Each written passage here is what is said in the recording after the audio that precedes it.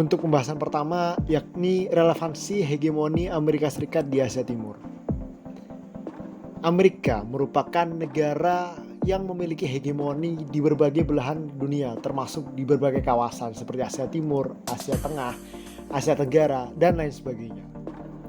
Hegemoni Amerika Serikat di Asia Timur bisa dikatakan tidak lagi relevan karena negara-negara Asia Timur saat ini sudah cenderung lebih mampu untuk mengatasi permasalahannya sendiri tanpa perlu kehadiran Amerika Serikat di kawasan Asia Timur.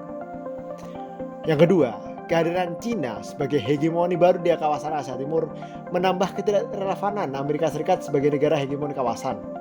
Dan yang terakhir, Asia Timur saat ini sudah menjadi kawasan yang lebih independen secara ekonomi, militer, dan politik sehingga tidak perlu melibatkan Amerika Serikat dalam dinamika politik kawasan.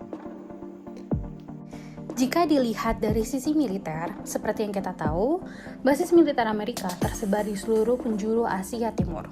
Keberadaan basis ini menjanjikan negara yang diduduki kedamaian dan kedaulatan. Namun ada dampak lain di luar itu yang justru memberi dampak jangka panjang yang negatif.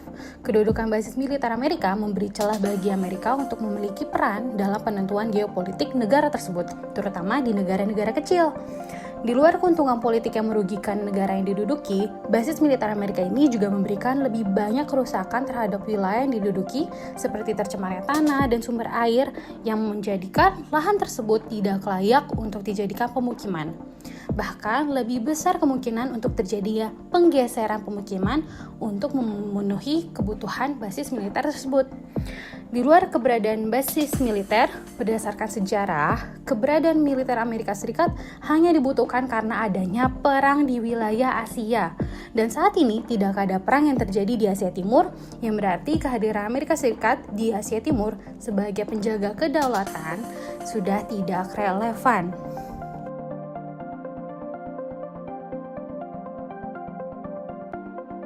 Bangkitan Tiongkok sebagai kekuatan global utama membentuk kembali lanskap geopolitik. Dalam aspek human security dan freedom from fear, kemajuan Tiongkok dalam bidang kesehatan menunjukkan berkurangnya ketergantungan pada hegemoni Amerika. Dengan cara yang pertama adalah memperkuat infrastruktur perawatan kesehatan.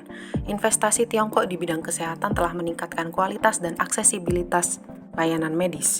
Infrastruktur yang luas, termasuk rumah sakit dan lembaga penelitian, telah memperkuat kemampuan mereka untuk mengatasi tantangan kesehatannya sendiri, sehingga menyebabkan Amerika sudah tidak relevan lagi untuk mengintervensi Tiongkok. Yang kedua adalah pengendalian dan pencegahan penyakit. Tiongkok unggul dalam mengelola dan merespons wabah. Pengalaman dari epidemi masa lalu seperti SARS dan flu burung membantu mengembangkan sistem pengawasan yang kuat dan protokol respons. Keberhasilan mereka dalam menangani COVID-19 menggarisbawahi kemampuan mereka untuk menangani keadaan darurat secara mandiri. Seiring dengan meningkatnya pengendalian penyakit di Tiongkok, intervensi Amerika dalam keamanan kesehatan menjadi kurang diperlukan.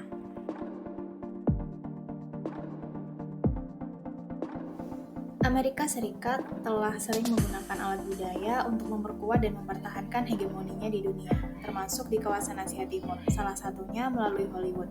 Melalui industri perfilman Hollywood, Amerika Serikat memasukkan agenda politiknya dan berusaha menyebarkan ideologi. Amerika menyalahgunakan hegemoni budaya dan menargetkan negara-negara sosialis untuk mendukung ideologi mereka dan meraih keuntungan sebanyak mungkin. Namun, saat ini hegemoni budaya Amerika Serikat seperti Hollywood sudah mulai tergantikan dengan produk budaya dari Asia Timur itu sendiri. Saat ini, negara-negara kawasan Asia Timur sudah mulai memproduksi tayangan hiburan untuk masyarakatnya sendiri. Korea Selatan dengan K-drama, K-movie, dan K-pop, Cina dengan China drama, dan Jepang dengan anime. Bahkan, tayangan hiburan yang tadinya diproduksi untuk konsumsi masyarakatnya sendiri, ini juga dinikmati oleh masyarakat di seluruh dunia. Seiring dengan berkembangnya budaya populer Asia Timur, popularitas budaya Amerika di Asia Timur ikut menurun. Sebuah penelitian dari Pew tahun 2012 menemukan bahwa 69% orang Jepang mengatakan bahwa mereka menyukai film dan televisi Amerika. Namun angka ini terus menurun dari tahun 2002. Hal yang sama juga terjadi di Cina dengan angka 43% dan terus menurun. Korea Selatan juga bangga dengan budayanya sendiri dan cenderung tidak memprioritaskan budaya asing termasuk budaya Amerika.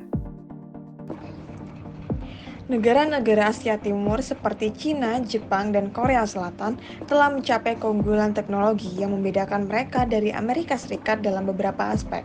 Secara keseluruhan, teknologi tiga negara ini berkontribusi pada perkembangan teknologi dan inovasi di Asia Timur. Mereka berperan penting dalam pengembangan teknologi dan mendorong pertumbuhan ekonomi di kawasan. Asia Timur memiliki kemampuan teknologi yang kuat dan berkembang tanpa bergantung pada Amerika. Beberapa faktor yang memberikan keunggulan teknologi bagi negara-negara di kawasan ini, yang pertama, inovasi cepat. Kemampuan mereka untuk berinovasi cepat karena memiliki sikap yang terbuka terhadap adopsi teknologi baru dan berani mengambil resiko dalam menciptakan produk dan layanan yang inovatif. Kedua, investasi dalam riset dan pengembangan. Mereka telah mendirikan pusat-pusat riset teknologi terkemuka dan meluncurkan program-program pemerintah yang mendorong inovasi dan pengembangan teknologi baru. Ketiga, keterampilan tenaga kerja yang berkualitas. Negara-negara Asia Timur telah melahirkan tenaga kerja yang sangat terampil dan terdidik dalam bidang teknologi. Sistem pendidikan yang kuat dan fokus pada ilmu pengetahuan, teknologi, teknik, dan matematika telah mempersiapkan tenaga kerja yang siap bersaing dalam dunia teknologi. Keempat, skala pasar yang besar. Populasi yang besar di negara-negara Asia Timur termasuk Cina memberikan keunggulan dalam hal skala pasar yang besar. Contoh teknologi di Asia Timur seperti pembangunan infrastruktur, ada jalan tol, rel kereta api, pelabuhan, dan bandara. Adapun telekomunikasi yang dikenal dengan 5G-nya yang kuat dan smartphone seperti merek Samsung, Huawei, Xiaomi, dan Oppo yang mampu menyaingi dari produk Apple. Adapun e-commerce yaitu Alibaba dan JD.com. Internet of Things termasuk di sektor industri, rumah pintar dan kota pintar, robotika, termasuk robot humanoid untuk mengajar di sekolah. Ada pula kendaraan listrik seperti produsen BYD dan NIO. Adapun pembangkit listrik dan energi terbarukan. Amerika Serikat di masa lalu memang hegemoni, namun sekarang hegemoninya telah melemah dan tidak lagi relevan di Asia Timur dan Asia Utara. Amerika Serikat melakukan dumping, yakni menjual produknya dengan harga yang lebih rendah dari harga pasar domestik untuk menghancurkan kompetitornya. Contohnya ketika Amerika Serikat menjual daging ayam ke Tiongkok dengan harga yang sangat murah dan berlanjut dengan Tiongkok menuntut Amerika Serikat di WTO. Kemudian Amerika Serikat merendahkan suku bunganya demi ekspor. Terkait dengan poin pertama, harga produk dari Amerika Serikat yang semakin murah dengan bantuan suku bunganya yang turun meresahkan bagi kompetitor domestiknya. Amerika Serikat juga menunjukkan rasa tidak percaya diri dengan mengamankan pasar melalui kebijakan proteksionisme, yakni pemberlakuan tarif atau kuota impor. Amerika Serikat mengenakan tarif yang tinggi terhadap impor baja dan aluminium dari Tiongkok, Jepang, dan Korea Selatan. Pernah dengar pembatasan impor komponen dan teknologi dari perusahaan-perusahaan Tiongkok seperti Huawei dan ZTE? Ini merupakan imbas dari upaya Amerika Serikat untuk bertahan dari kekuatan lain yang mengancam hegemoninya. Hal ini menampakkan bahwa Amerika Serikat merasa hegemoninya kian terancam dan memang sudah tidak relevan lagi. Kelompok kami percaya bahwa keberadaan Amerika Serikat di Asia Timur sudah tidak relevan. Dan hegemoni yang Amerika Serikat miliki terkait kedaulatan akan kedamaian di Asia Timur sudah tidak menjadi argumen yang cukup untuk mempertahankan hegemoni dan relevansi Amerika Serikat di Asia Timur.